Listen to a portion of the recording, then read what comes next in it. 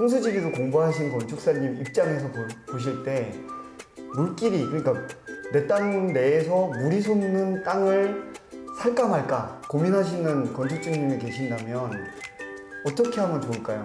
사라 말라? 그리고 만약에 산다면 어떻게 또 처리를 하면 좋을까? 그 풍수에 대한 부분을 막 설명을 하시더라고요. 그래서 제가 그 말씀을 한마디 드렸죠. 제가 그 어느 분 수화에 계시는 교수님 밑에서 제가 한 1년 정도 공부를 했습니다. 그랬더니 그 다음에 풍수 말씀을 안 하시는 거예요. 12월 20일 수요일에 서울에서 전원주택 건축 세미나를 가지게 되었습니다. 내년에 집을 지으시려는 예비 건축주님들과 오랜만에 오프라인에서 뵙고 이야기를 나눌 수 있는 기회가 될 것 같네요. 자세한 내용은 댓글 링크 참고 바랍니다.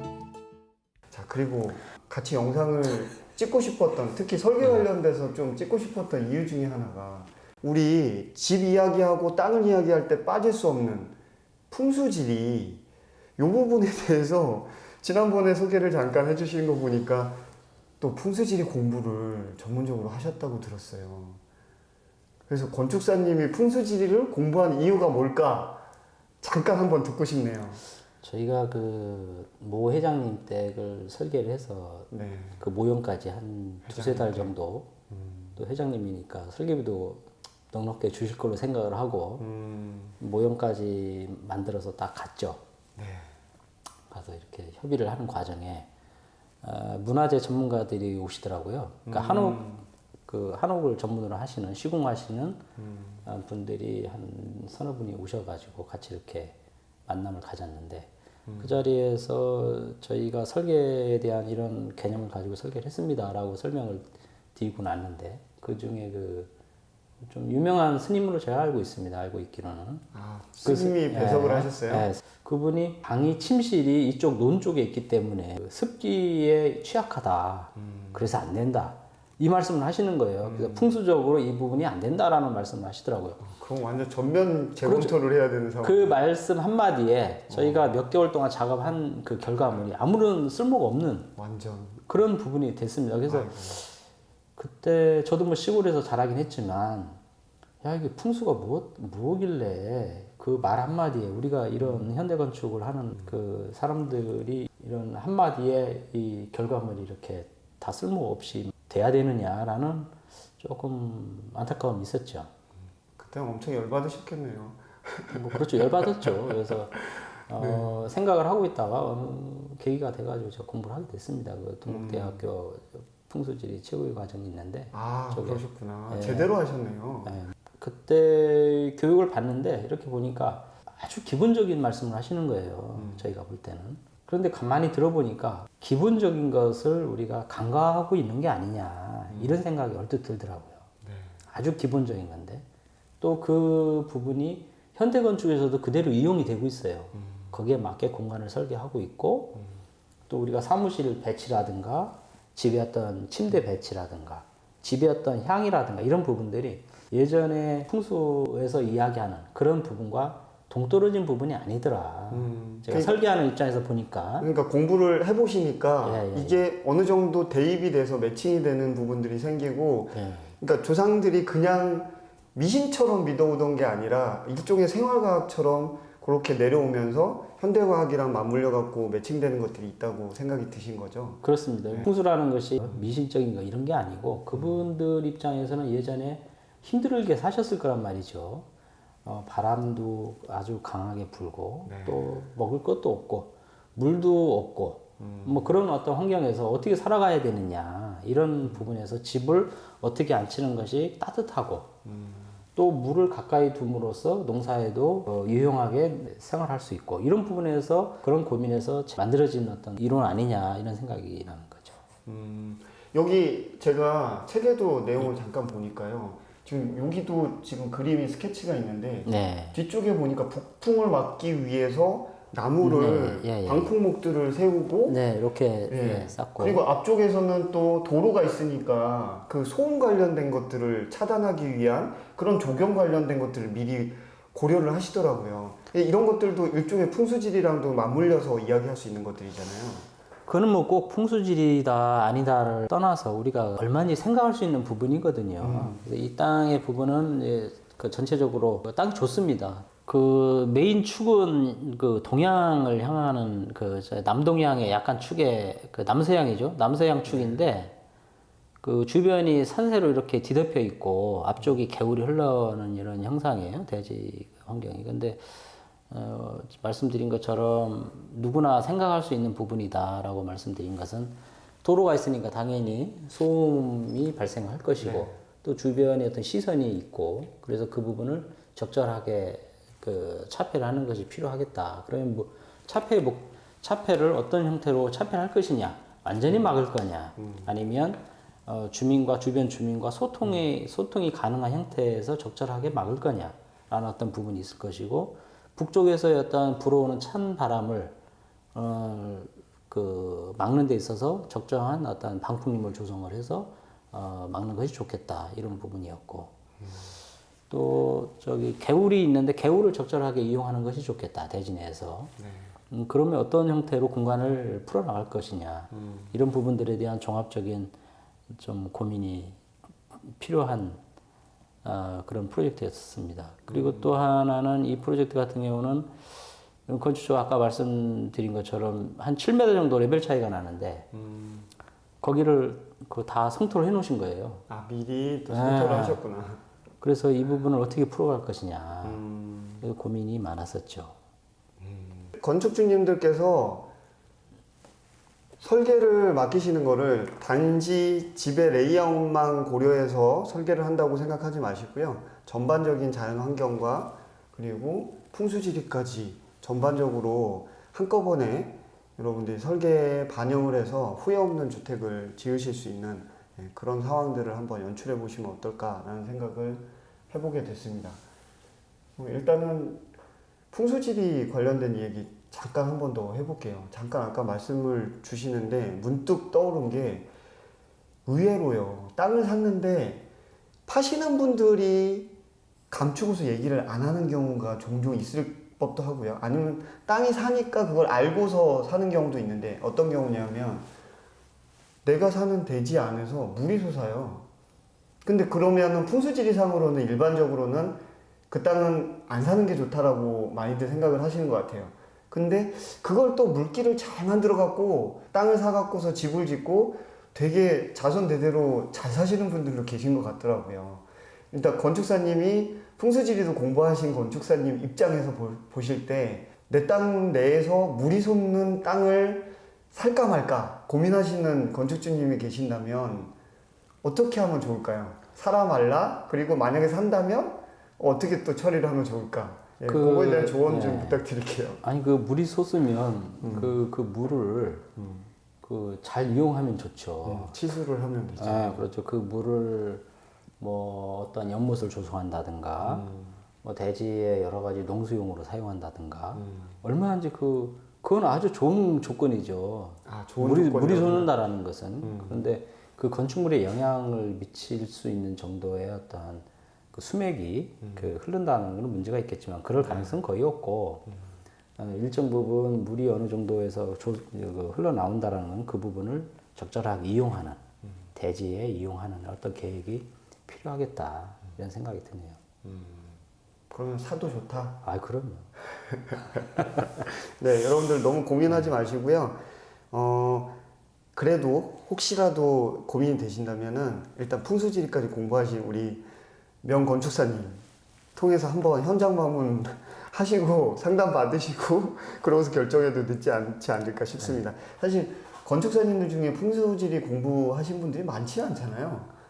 저도 저희 후배하고 같이 공부를 했는데 제가 이야기했더니 그러니까 후배도 이렇게 듣다 보니까 좀 이걸 내가 들어야 되는 건가 이런 생각이 아마 들었을 거예요. 그래서 그 친구 그 후배는 한 달 정도 듣다가 그냥 그만뒀어요. 네, 시간이 없으니까 그냥. 그만뒀고 저는 그래서 뭐 관심이 있어서 끝까지 듣게 됐는데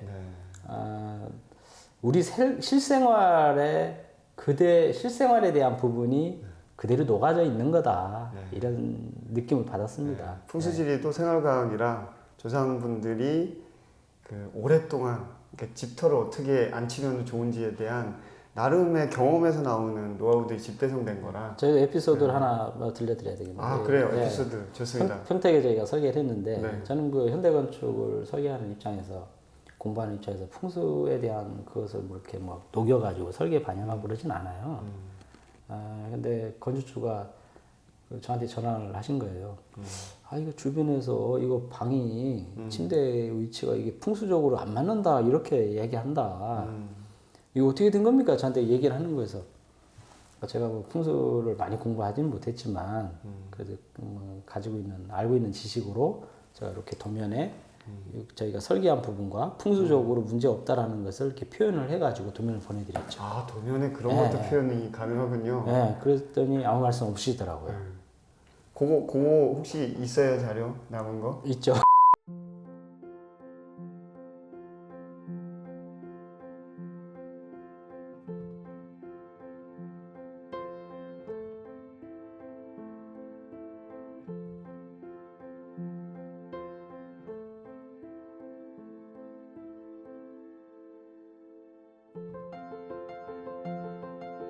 저도 이과 출신이기도 하고 사실 종교가 아직 깊숙이 빠져든 종교가 없는 거 보면 저도 이렇게 정량적인 걸 좋아하는 편이긴 하거든요. 그럼에도 불구하고 이게 풍수가 왠지 찜찜한 게 있어요. 누구한테 그렇게 들으면. 그러니까 이왕이면 안 찜찜하게 내가 건축주가 마음 놓고 풍수적으로도 좋아.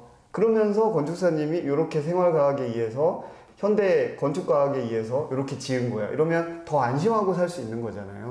저희가 한 가지만 더 말씀을 드리면 또한 프로젝트가 있었는데 여주입니다, 여주. 아, 여주요? 예, 제가 사는 여주. 예, 여주인데 네. 그 건축주가 이렇게 뭐 이렇게 A4에다가 도면을 그려 오셨어요. 네. 그걸 그 풍수사님이 네. 이렇게 집을 안 쳐야 된다, 설계를 해야 된다라고 컨설팅을 받으셨고. 이대로 해달라고 오신 거예요. 네. 그래서 제가 알아보지도 못하겠어요. 그 도면을. 그래가지고 같이 그 풍수사님을 뵐 기회가 있어가지고 같이 가자고 그래가지고 갔죠. 설계하기 전에 갔더니 그 풍수에 대한 부분을 막 설명을 하시더라고요. 그래서 제가 그 말씀 한마디 드렸죠. 제가 그 어느 분 수화에 계시는 교수님 밑에서 제가 한 1년 정도 공부를 했습니다. 그랬더니 그 다음에 풍수 말씀을 안 하시는 거예요.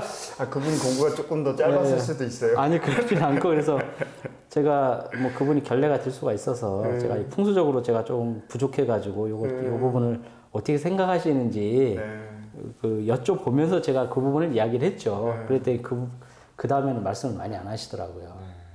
그런 형태로 좀 우리 건축을 전공한 현대 건축을 전공한 선후배 분들도 그런 형태로 뭐 대처하시는 것도 방법이 될 수 있지 않을까 이런 생각이 듭니다. 근데요. 제가 봤을 때 건축사님의 어떻게 보면은 경쟁력이에요. 많은 분들이 배우시면은 경쟁력을 이룰 수 있으니까 지금 어쨌든 풍수지리 공부하신 거 조금 더 이제 계속 업그레이드 하시면서 접목 잘 시켜주시고 상담 오시면 몇 번 써먹었습니다. 상담 오시면은 또 풍수지리 배우신 것과 건축과학의 이과에서 잘 이렇게 상담해 주시면 좋을 것 같습니다. 네. 뒤에 보면은요, 잠깐 슬라이드 한번 잠깐 넘겨볼까요? 뒤쪽에 보니까 이제 저기 보면은 이제 평면 모듈 계획이라고 되어 있는데요. 예. 그러니까 내가 방을 구성을 하고 요즘 LDK라고 해갖고서 주방이랑 거실이랑 내가 식사하는 공간이랑 한 공간 안에 이렇게 설계하는 경우들도 되게 많고요. 근데 많은 분들께서 조금 전에 말씀하신 것처럼 예비 건축주님들께서 그냥 스케치를 해갖고서 오시는, 그러니까 네. 평면 레이아웃을 잡아갖고 오시는 분들이 종종 계시잖아요. 네, 그렇죠. 있습니다. 그럴 때 조금 고려를 해갖고 오시면 좋겠다라고 생각하시는 거. 그러니까 대부분은 사실 공부를 해서 그린다기보다는 본인이 살아온 거에 의해서 그냥 나는 그냥 살아보니까 아파트에서 이게 불편했으니까 여기 왔으면 좋겠어. 뭐 이런 정도로 본인 경험에 의해서 그리는 경우들이 많으실 거란 말이죠. 그러니까 어떻게 보면은 그렇게 그릴 때 요 정도 포인트는 알고서 그리면 좋겠다 라고 한번 조언해 주실 수 있는 게 있으실까요? 우선 집을 짓는 데 있어서는 가장 중요한 게 배치 계획입니다. 땅이 그 위치한 그런 주변 환경이 다 다르거든요. 네. 땅의 모양도 다르고 다 달라요. 그래서 그 배치를 어떤 형태로 앉힐 것이냐. 그러니까 이 배치는 네. 땅 모양에 의해서 집이 안 쳐지는 배치를 그렇습니다. 말씀하신 거죠. 건물을 앉히는 그 배치, 방향성, 주변에 어떤 영향을 받지 않습니까? 네네. 뭐 나무 한 그루를 심어도 그 나무 한 그루에 의해서 그 환경이 달라지는 거기 때문에 그 집이 거기 앉혀진다는 건 아주 큰 부분이거든요. 그래서 도로가 있을 것이고, 뭐 산이 있을 것이고, 밭이 있을 것이고, 뭐 개울이 있을 것이고, 그런 여러 가지 어떤 그 환경을 고려해서 집을 배치하는 그 부분. 그 다음에 중요한 게 평면 계획입니다. 근데 건축주분들이 간혹 가다가 본인들이 이렇게 그려오시는 분들도 계시고, 한 몇십 페이지 본인이 이렇게 조사를 해서. 요즘 그러신 분들. 네, 인터넷에 워낙 좋은 자료가 많으니까. 그래서 그 원하는 이런 어떤 그 집의 모양, 평면 이런 것들을 가지고 오시는 분들도 계세요. 네. 근데 그런 부분들은 필요하다고 생각합니다. 왜냐면 저희가 건축주를 처음 대면해서 그 부분이 생각하시는 거를 저희가 모르거든요. 네. 그래서 그 부분이 저희가 반영을 할 수 있든 못하든 간에 그분이 생각하는 것을 저희가 읽을 수가 있기 때문에 그거를 참고해서 저희가 계획을 하는 거죠. 네.